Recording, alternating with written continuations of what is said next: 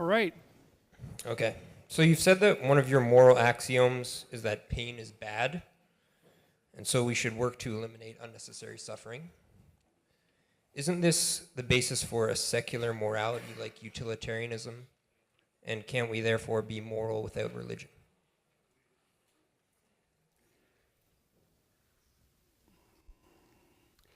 Well, I don't think that it's, first of all, probably to the first question, but that's also, that derivation is predicated on the idea that that's the only idea, that I'm putting forward as an ethical idea, and it's not.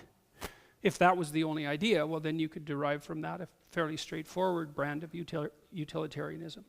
But also, I think,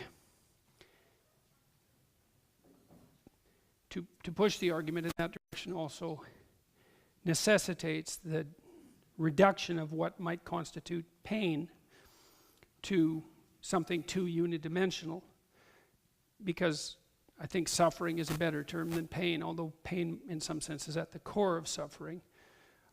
Suffering is a multidimensional phenomena, and I don't think that you can draw a simple utilitarian argument from that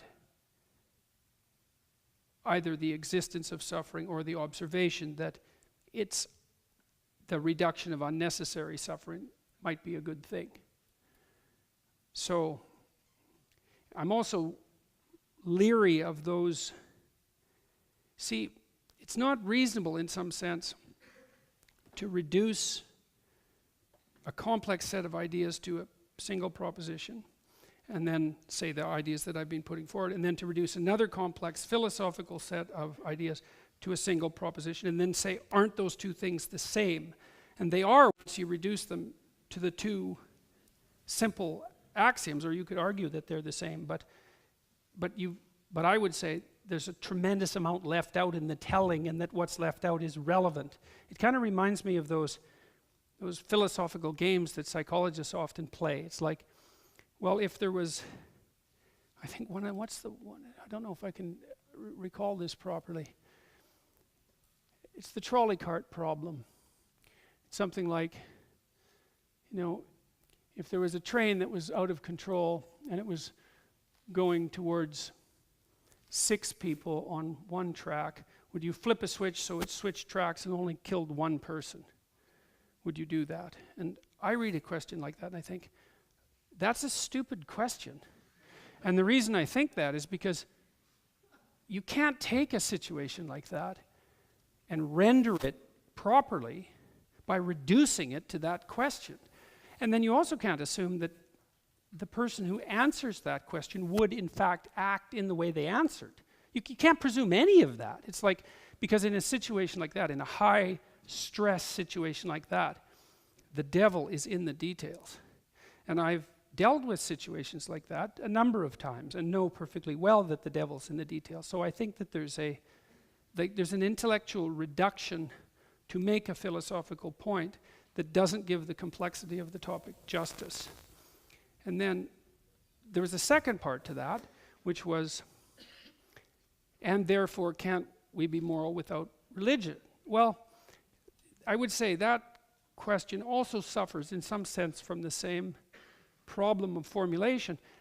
I'm very hesitant ever to answer a question of the form, is A merely a manifestation of B, when A and B are very complex things? Because the answer to that is, it depends on what you mean by moral and what you mean by religious. Because, see, there's an underlying intellectual maneuver in a question like that. And the underlying maneuver is the a priori assumption that something as complex as religion or as complex as morality can be reduced to an object with a name. And that then two objects reduced to their name can be assessed simultaneously. And I don't think that that's the case. I think you can say something like, is a triangle a square? I think you can say that. But I don't think you can say, is it possible to have morality without religion? I don't think you can have that question, because it has to be expanded out. So it's like, what do you mean by morality exactly? And what do you mean by religion? Because maybe and maybe not. And so the answer to that question is to decompose the question.